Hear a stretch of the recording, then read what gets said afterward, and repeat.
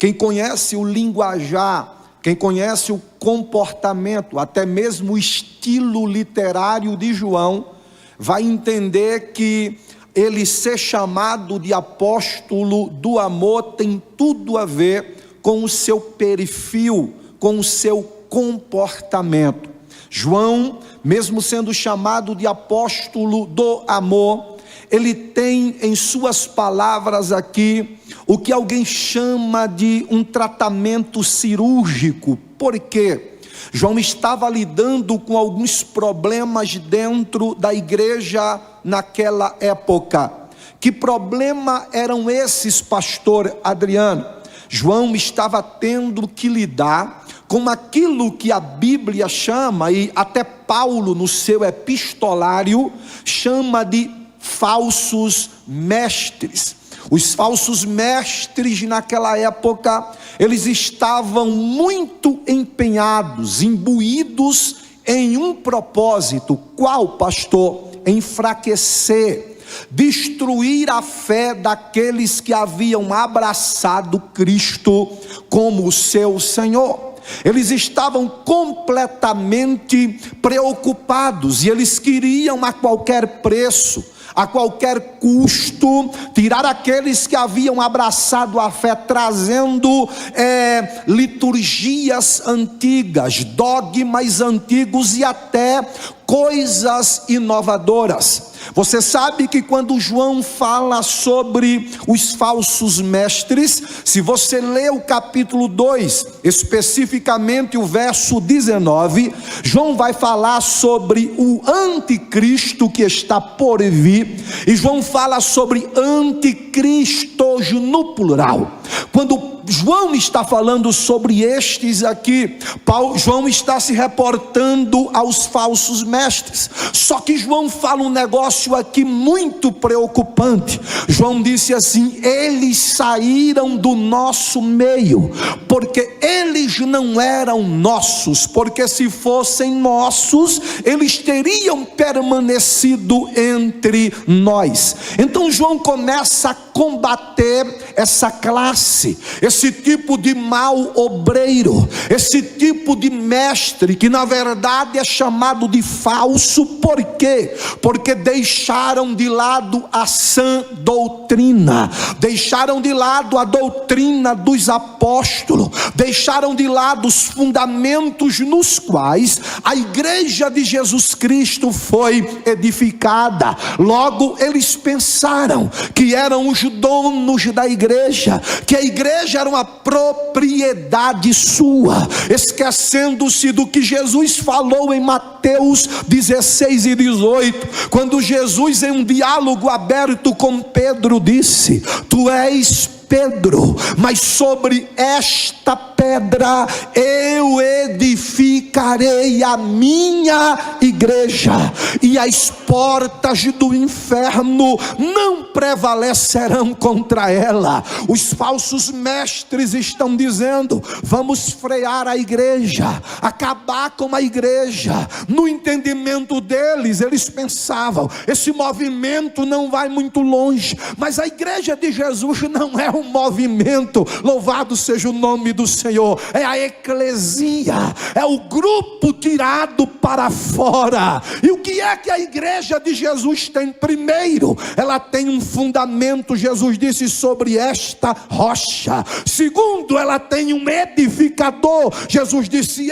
eu edificarei. Terceiro, ela tem um dono, Jesus disse: ela é minha, eu sou o dono dela, eu a comprei e a redimi. Quarto, ela tem inimigos, as portas do inferno. E quinto, ela está debaixo de uma promessa. A igreja não vive de história, a igreja vive de promessa, e a promessa é: não prevalecerá. Mas o que é certo é que eles não desistem, e eles estão de todas as formas tentando parar a igreja. João levanta-se como a voz apostólica, e João, tendo sob o seu respaldo o texto sagrado, a sã doutrina, o fundamento do apostolado que lhe foi entregue por Jesus, João levanta-se como um atalaia e como um porta-voz. Olha para cá, que Deus nos ajude a nós nos levantarmos, não para fazermos contendas, não para criarmos problemas, para não sermos como eles, mas que Deus nos levante, homens cheios do Espírito Santo, com sentimento apostólico. Sabe para quê? Para nós combatermos tudo aquilo que vai contra o que a Bíblia diz, que é contra a sã doutrina e está querendo frear a igreja. Deixa eu ver se tem alguém aqui que quer ser levantado por Deus para isso. Pastor Adriano, mas qual é o problema que João está enfrentando aqui para usar as palavras que ele vai usar? João disse: se confessarmos os nossos pecados, Ele é fiel e justo para nos perdoar e nos purificar de toda a injustiça. Se você pegar o verso 9, é possível você dividi-lo em 4 partes. Primeiro, João está falando aqui de uma consciência. Que consciência é essa? João fala de pecados nossos. João está falando dos nossos pecados e das nossas práticas. Observem um detalhe: quando João fala de pecado, João vai falar de confessar pecado.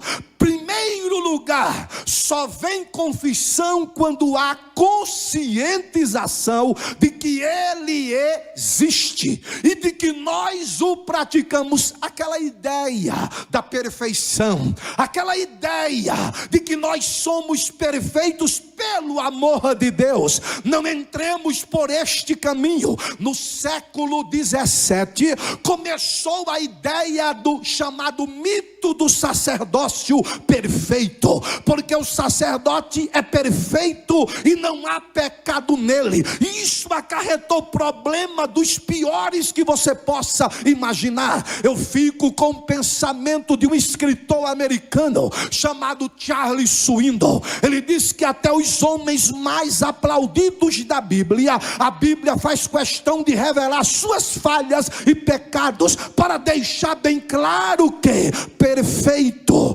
inacessível, impecável, glorioso, só existe um, é o Deus a quem nós adoramos. Todos nós somos cheios de falha.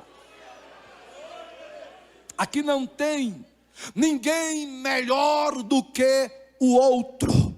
O meu cargo e a minha posição não me faz ser melhor do que você, só me traz mais responsabilidade. Louvado seja o nome do Senhor. Melhor não, todos nós fomos comprados pelo mesmo preço, todos nós somos filhos do mesmo jeito. João disse lá no seu evangelho, ou no evangelho de Jesus escrito por ele, capítulo 1 e verso 11: veio para os que eram seus, mas os seus não receberam, mas todos quantos o receberam e creram no seu nome, verso 12, foi-lhe dado poder de serem feitos filhos de Deus. Deixa eu ver se tem pelo menos um filho de Deus aqui esta noite. Louvado seja o nome do Senhor para sempre. Então João deixa bem claro que todos nós temos os nossos pecados, cometemos as nossas falhas, mas João deixa bem claro que se nós confessarmos os nossos pecados, aí você vai ver ele manifestar os seus atributos. E quais são os seus atributos, pastor? Fidelidade e justiça. João disse: ele é fiel e justo para nos perdoar. Só quem perdoa é Deus. Perdoar pecado é uma das características da deidade, da divindade e da glória dele. Aí João ainda diz mais: ele nos perdoará e nos purificará purificará de toda a injustiça. Mas olha para cá, vem comigo. O maior desafio ainda é reconhecer. Reconhecer é algo que mexe, que trata com nosso ego. Reconhecimento é desafiador. Nós preferimos empurrar com a barriga, nós preferimos maquiar, nós preferimos deixar às vezes por debaixo do tapete o que nós chamamos de a sujeira que colocamos lá, e alguém vai empurrando com a barriga, e problemas espirituais crônicos, pessoas que já deveriam estar aqui, mas ainda estão atrofiadas. Sabe por quê? A falta do reconhecimento. Olha para cá, o pecado está intrínseco na natureza humana. Mas o que é pecar, pastor Adriano? A palavra pecado vem de um termo no hebraico amartia, que quer dizer errar o alvo.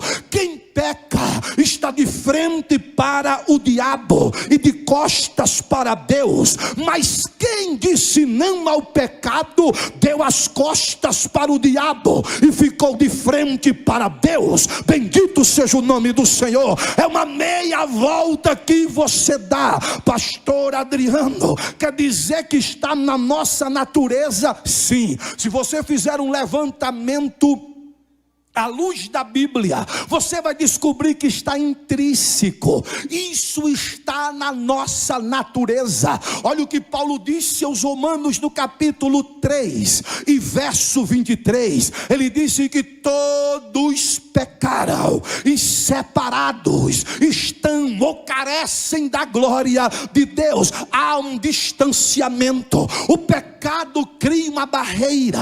O pecado cria um afastamento de Deus para com o homem. Aí Paulo ainda diz em Romanos 6 e 23, porque o salário do pecado é a morte. Mas sabe o que é que eu acho glorioso? É que lá em João capítulo 19, especificamente no verso 30, Jesus Cristo gritou bem alto dizendo: tetelestai. Tetelestai quer dizer, sabe o que? A conta está paga. Eu rasguei a cédula contrária, o véu que separava. Sabe por que Jesus está dizendo isso? O homem pecava e sacrificava, o homem pecava e propiciava, o homem pecava e trazia oferta de animais, oferta com libação, oferta de cereais, e por aí via, levantava altares e nada resolvia. Mas João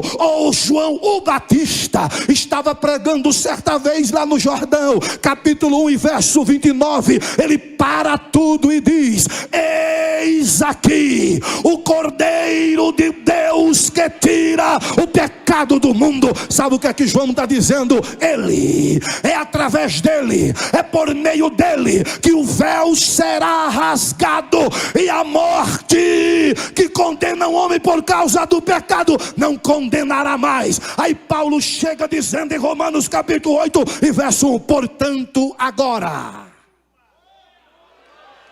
nenhuma condenação há para os que estão em Cristo Jesus, que não andam segundo a carne, mas segundo o Espírito. Quando ele disse tetelestai, ele disse: eu paguei a conta, o sacrifício está realizado. Olha para cá, se você ler Gênesis capítulo 3, você vai ver queda. Gênesis 1, Bereshit bara Elohim, ele criou todas as coisas. Gênesis 2, criação do homem e da mulher. Gênesis 3, pecado, transgressão, entra na natureza do homem a desobediência, e por causa do pecado vem, sabe o que? Por causa do pecado vem medo, por causa do pecado vem fuga, por causa do pecado vem culpabilidade, por causa do pecado vem tentativa justificativas inúteis. Por causa do pecado vem justificativas inúteis. Por causa do pecado o homem é expulso lá do jardim. Mas nesse meio aqui, capítulo 3 e verso 15, aparece ali o que a teologia chama de proto-evangelho, uma expressão que vem do latim. E o que é que quer dizer isso, pastor? Primeiro evangelho. É onde o evangelho aparece pela primeira vez. É onde a Bíblia está apontando para o Messias. E o que é que diz lá? Da descendência dele. Deus diz: a serpente sairá da descendência dela, sairá um, e ele esmagará a cabeça da serpente. Deixa eu ver quem está entendendo o que eu estou pregando aqui esta noite. Segure a mão lá em cima, por favor. Só quem tem a consciência de que o véu que separava não separa mais, abre a boca. Eu vou dar um minuto para você glorificar a Deus.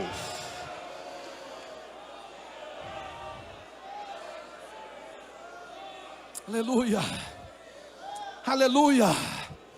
Bendito seja o nome do Senhor para todo sempre. O véu que separava, ele foi rasgado. Sabe o que é que eu acho interessante, pastor Gilson? É que quando a Bíblia diz que o véu que separava foi rasgado, a Bíblia diz assim: e o véu foi rasgado de cima para baixo, não foi de baixo para cima, porque se o véu tivesse sido rasgado de baixo para cima, era coisa de homem, era coisa da religião, era coisa do esforço humano. Foi de cima para baixo. É como se o próprio Deus pegasse o véu e dissesse assim: eu vou rasgar o que separa. A partir de hoje a comunhão é devolvida, o pecado não dominará mais, o pecado não escravizará mais. Só vai ficar com a mente perturbada se quiser, só vai ficar com sentimento de culpa se quiser, só vai fugir se quiser, só vai entrar pelo caminho da culpabilidade se quiser, só vai usar tentativas inúteis se quiser, porque a partir de agora ele perdoa. O perdoador se levantou, o remidor se levantou, o véu não separa mais. Aleluia, aleluia, aleluia, aleluia, aleluia. Abaixandorou que alabaácia. Coloca a sua mão no ombro de quem está do teu lado aí, por favor. Diga para ele assim: só vai ser dominado por sentimento de culpa se quiser. O véu foi separado. Não precisa mais fugir, não precisa mais correr, não precisa ir uma vez por ano no Santo dos Santos e levar uma propiciação para o sacerdote atravessar o véu. Não precisa mais. Depois do Calvário, o pecado não domina mais, o pecado não rege mais. O perdoador se levantou. Para o grande pecador tem um grande perdoador.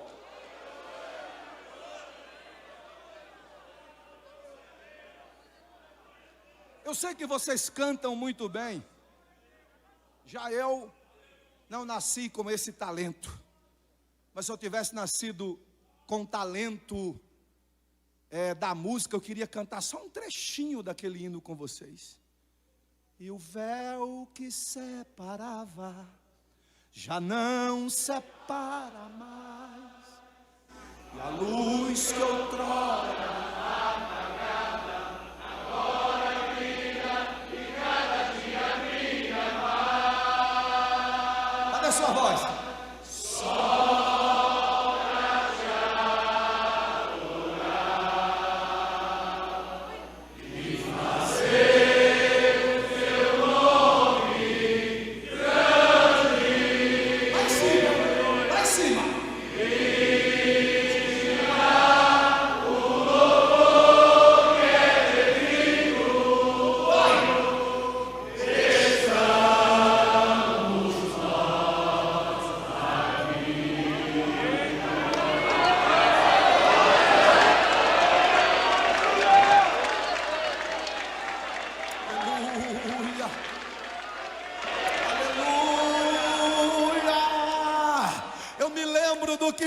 O salmista no Salmo 127: a minha alma escapou como um pássaro do laço do passarinheiro. O laço quebrou-se e nós estamos livres. João 8:32, se o Filho vos libertar, verdadeiramente sereis livre. Na verdade, aí conhecereis a verdade, e a verdade vos libertará. O 36, se o Filho vos libertar, verdadeiramente só quem está livre, levante a mão e dá um grito de glória a Deus para estremecer este lugar.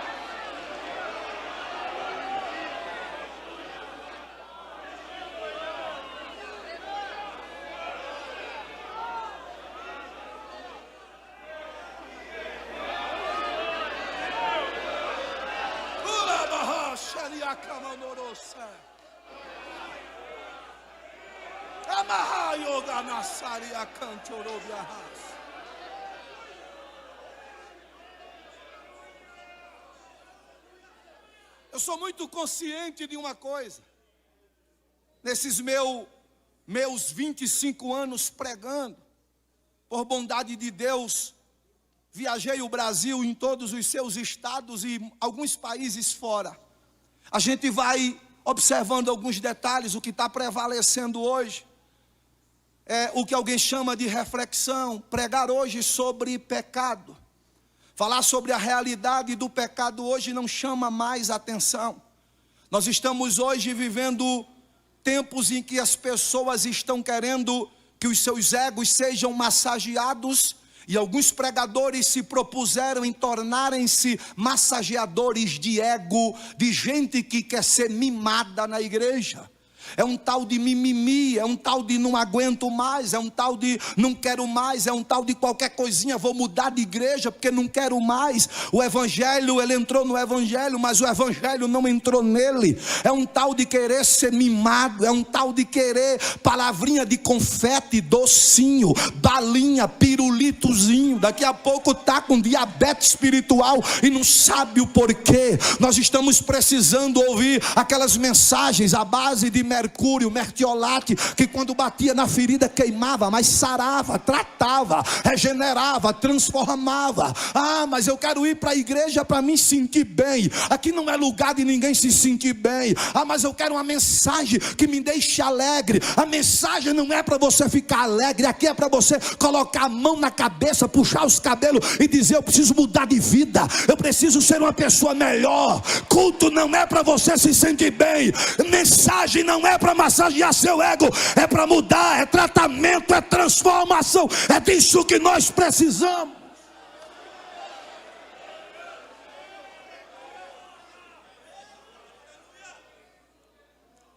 O que João está falando aqui é sobre falsos mestres que estão tratando o pecado, sabe como? Levanta-se naquela época uma filosofia conhecida como gnosticismo, que vem de gnosis, razão. E o gnosticismo começou a espalhar no seio da igreja, que o pecado, ele pode ser tratado de várias formas, como por exemplo, dualismo. Você pode viver no pecado que atinge o seu corpo, o físico, mas não atingirá o seu espírito. É uma teologia destruidora que alguém chama de dualismo. Como assim, pastor? Observe que João diz: ele é luz e nele não habita treva alguma. João está dizendo: não dá para misturar essa história de viver lá fora e aqui dentro. Não, ou você é ou você não é. As duas é água e óleo, não se mistura. Sai dela, povo meu. Sabe o que é que eu ouvi alguém dizendo esses dias? Tem uma igreja por aí. Sabe qual é a pregação do pastor? Eu não estou preocupado com o que você faz lá fora. Eu quero é que você esteja aqui no domingo. Sabe qual é a ideia deles? Pode viver sua vida lá fora, pode praticar o que você quer. Viva um dualismo. Você pode entender que o pecado atinge o físico, mas o espiritual não. Alguém disse também, segundo o que João está combatendo aqui, que o pecado é só uma coisa da cabeça de alguém, que isso não existe, e começou a ser disseminado isso aqui, e por causa disso aqui vieram os essênios que se separaram, os monastérios que foram criados, e começou a disseminar-se coisas e mais coisas sobre o pecado. E João está dizendo, ele existe, ele é uma verdade, mas existe perdão para o pecado. Louvado seja o nome do Senhor para todo sempre. Ele pode ser perdoado, mas como? Se vocês praticarem a confissão. E o que é confissão? A palavra confissão vem do grego homogeleo, que quer dizer, sabe o que? A consciência de que eu preciso admitir a minha culpa. É como se você estivesse diante de um juiz, e o juiz apontasse a sua falha, e você gritasse bem alto dizendo, é verdade, eu pequei e transgredi, mas eu tenho um advogado junto ao Pai. Louvado seja o nome do Senhor. Vocês lembram-se do que Jesus Cristo fez lá em João capítulo de número, parece-me que 8 ou 9, eu acho que é o 9, quando trouxeram uma mulher que foi apanhada, é 8, apanhada no ato do adultério. Ei, o advogado que nunca perdeu uma questão, baixa a cabeça e começa a escrever com o dedo em terra. Quando ele levanta a cabeça, ele pergunta, mulher, cadê os teus acusadores? Porque quem não tem pecado, atire a primeira pedra. Jesus não precisou de um escritório, nem de um computador, nem muito menos de inteligência artificial. O advogado por excelência, aquele que intercede por nós, ele escreve com o dedo em terra. Louvado seja o nome do Senhor, e liberta aquela que estava prestes a morrer. Mas esse advogado, antes dele ir para o Pai, ele disse lá em João capítulo 14 verso 24 em diante, eu vou, mas eu rogarei ao Pai, e ele vos enviará outro consolador. Consolador aqui vem de Paracletos. Paracletos aqui é advogado, aquele que anda do lado, ele estará do lado, o Espírito do lado, para defender, para proteger, para interceder, para gemer, para na hora que você pecar, ele dizer, você pecou, a consciência vai acusar, é o Espírito Santo dizendo, arrepende-te, confessa, porque já foi dito aqui, Provérbios 28 e 13, o que confessa e deixa,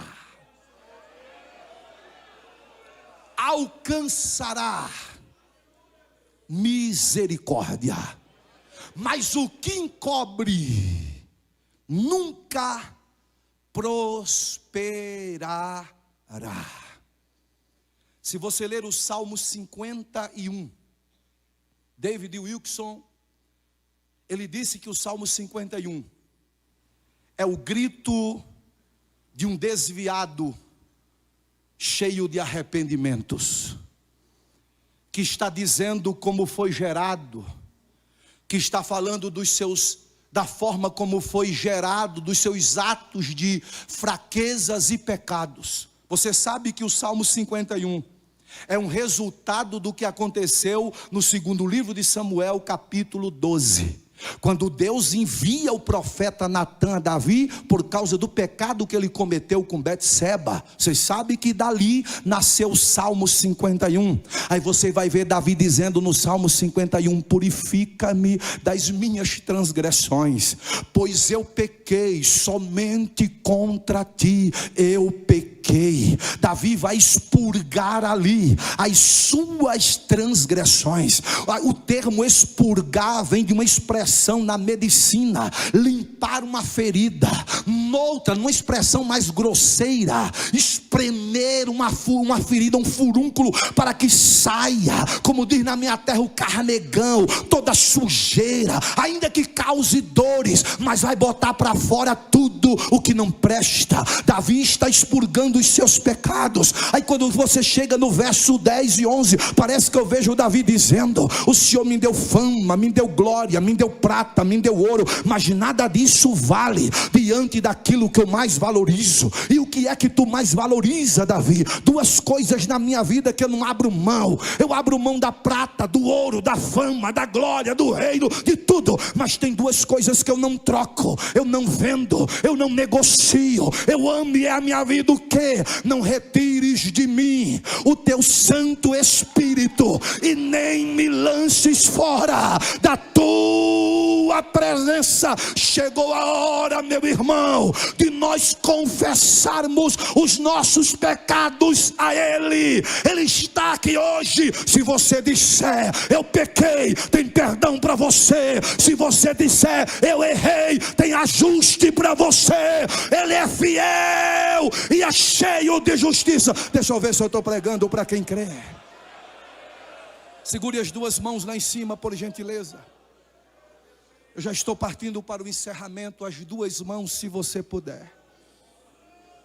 As duas, isso, as duas. Lá no terceiro andar, como diz um amigo que eu tenho. Lá no terceiro andar. Feche os seus olhos. Bendito seja o nome do Senhor para sempre. Oh, aleluia.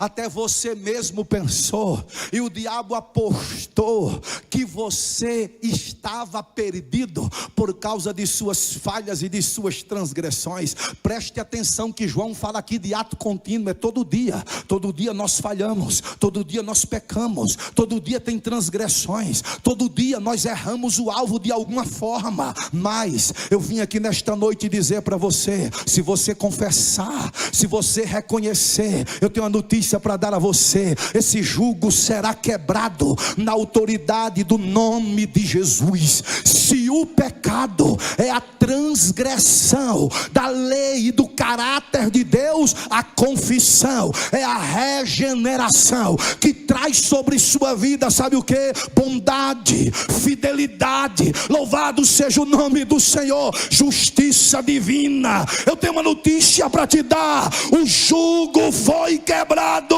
Você foi chamado para ser livre do pecado. Ele não tem mais domínio sobre você. Só quem crê nesta palavra e tem as mãos levantadas, abre a boca, glorifica o nome de Jesus neste lugar.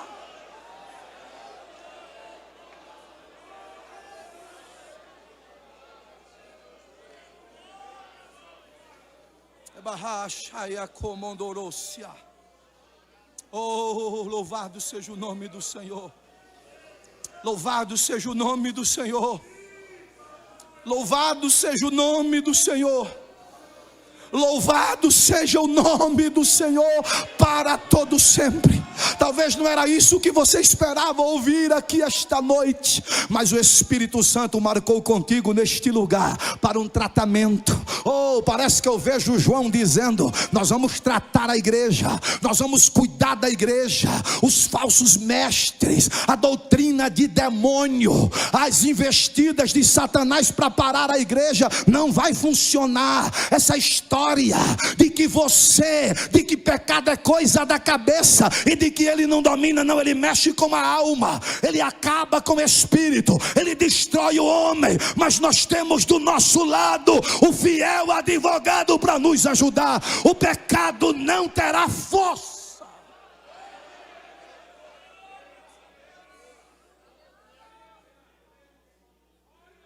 Vocês lembram-se? Vocês sabem, vocês conhecem. Para mim, dos milagres que Cristo realizou, usando o que nós chamamos de elementos periféricos do texto, é o que mais aponta para a mudança na vida de um cristão. É João capítulo 5. A história daquele homem que há 38 anos era carregado em um leito. Vocês conhecem a história? Eles esperavam lá, existia uma crendice de que um anjo descia de vez em quando e agitava as águas, e quem descesse primeiro, percebam que esse anjo era meio que faccioso, era para quem descesse primeiro. Quem ficasse por último, uns recebiam a cura, outros não, uns saíam frustrados, outros, quem tivesse mais oportunidades, mais condição, descia primeiro e recebia. Eu não quero entrar no ponto aqui, Mas aquele homem frustrado, porque não tinha ninguém que ele levasse. Jesus chegou lá e disse: tu queres ficar curado? Ele disse: não tem ninguém que me jogue lá.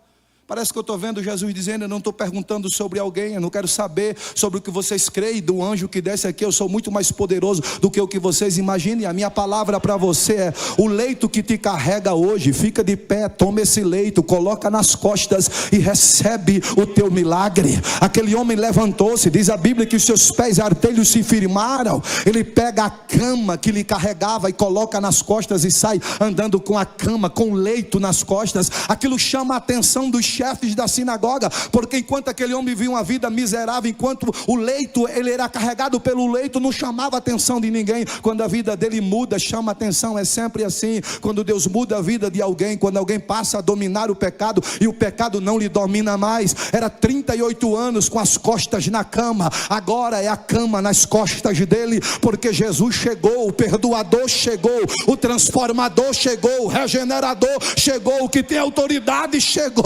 Oh, isso mexe, isso incomoda, isso mexe com o inferno. Como assim? Ele não cantava, não se alegrava, agora ele entra no templo, ali em Atos capítulo 3, dando glória a Deus, porque Pedro e João disse: não tenho prata e nem tenho ouro, mas em nome de Jesus, o Nazareno, o perdoador e o regenerador, fica de pé e anda. E ele entra andando, saltando e glorificando.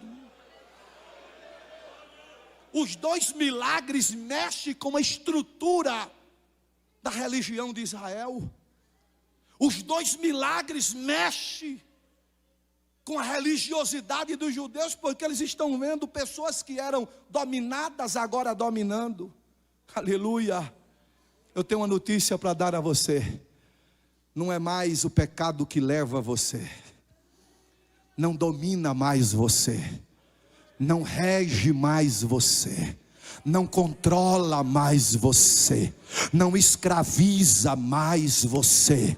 O sangue dele, se andarmos na luz, como ele na luz está, temos comunhão uns com os outros, e o sangue do seu Filho Jesus, o primogênito dentre os mortos, aquele que ressuscitou e com seu sangue comprou, oh aleluia, nos purifica de todo pecado. Sabe o que Davi disse lá no Salmo 51? Purifica-me com isope, aquela planta que alguém usava para limpar. Aí aqui nós estamos dizendo: o sangue de Jesus é o isope que nós usamos para limpar-nos de todo pecado. Sangue de Jesus é redenção, sangue de Jesus é remissão, sangue de Jesus é compra, sangue de Jesus é, aleluia, o preço que ele pagou.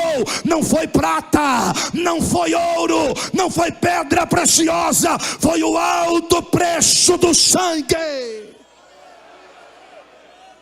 Você sabe como funcionou?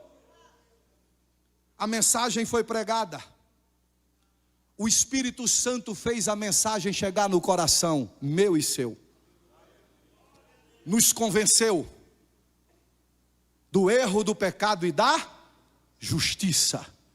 Quando nós confessamos arrependidos, Jesus chega e nos perdoa com seu sangue. Aí quando Jesus nos perdoa, nos pega pelo braço e nos leva até o Pai.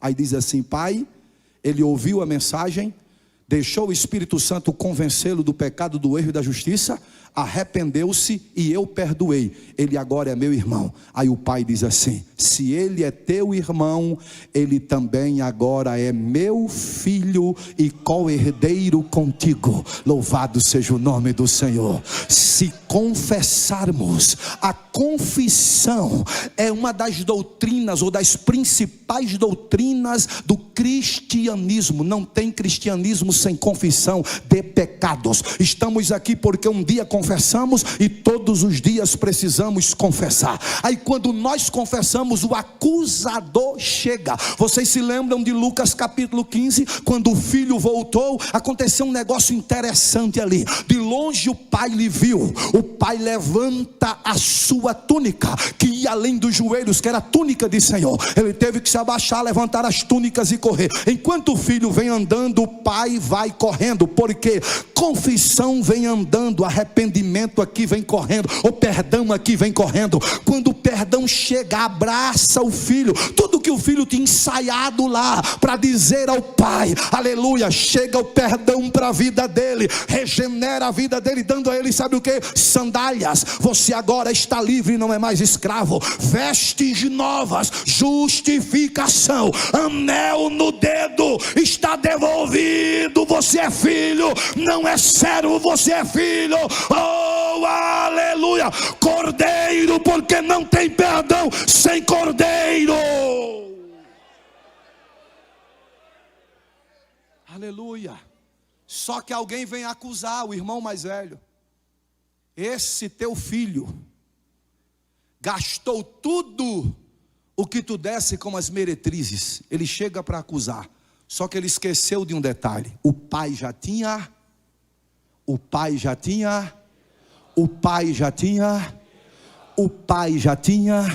Fale para estremecer esse lugar. O pai já tinha. Eu tenho uma notícia para dar a você: o diabo sempre chegará atrasado, porque todas as vezes que ele vier acusar, você já terá o perdão do Pai. Deixa eu ver quem crê nesta palavra. Vai ficando de pé agora e glorificando só quem recebeu o perdão do Pai. Oh, aleluia. Se confessarmos os nossos pecados, Ele é fiel e justo. Fiel para quê? Para cumprir tudo o que prometeu. Vou dizer de novo. Fiel para quê? Para cumprir tudo o que prometeu.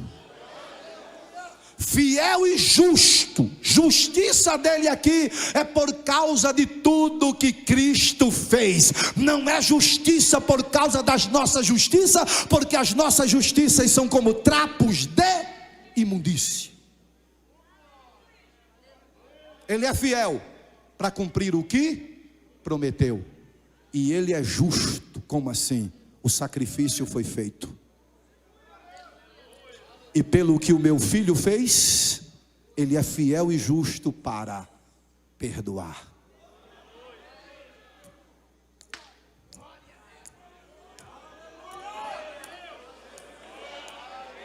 O carimbo, sabe o que era que estava escrito no carimbo? Tetelestai. A conta está paga. A conta está paga. Mas foi um pecado grande demais. Confessou, temos um advogado junto ao Pai que perdoa. A conta está paga. Olhe para quem está do seu lado enquanto... Quem é que vai cantar aqui, pastor? O conjuntão? Enquanto você não se prepara para fazer parte do conjuntão, eu vou pedir uma gentileza a você, eu já devolvo o microfone. Se você puder, segure na mão de quem está do seu lado. Se der para fechar os corredores aqui, faça isso.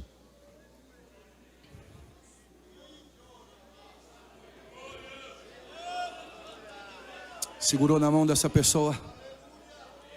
Diga para ela, a conta foi paga. Se confessarmos,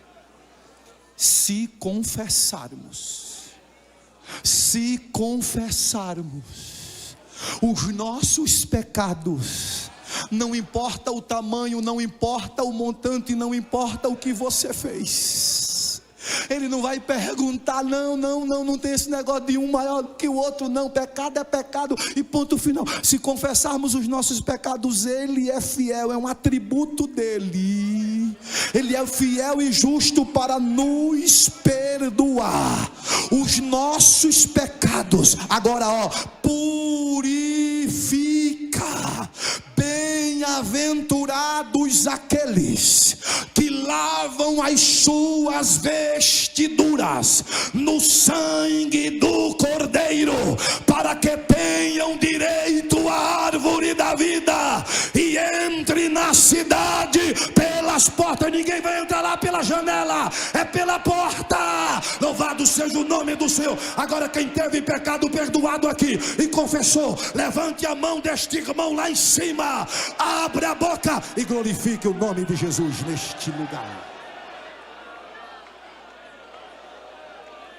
Deixa eu ver quem crê, deixa eu ver quem recebeu, deixa eu ver quem pode se alegrar, deixa eu ver quem pode celebrar, deixa eu ver. O pecado foi perdoado, está purificado, as vestiduras foram lavadas no sangue do Cordeiro. Deixa eu ver quem pode celebrar. Abre a tua boca aí, meu irmão. Só quem trouxe a boca, quem tiver deixado a boca em casa não precisa, mas se trouxe a boca, abre a boca e glorifica. Receba renovo de Deus neste lugar agora, receba a graça de Deus neste lugar agora, receba perdão para os seus pecados agora. Confessa e Ele perdoa e purifica e regenera e transforma e restaura e levanta e enche e usa, e o nome dele é glorificado.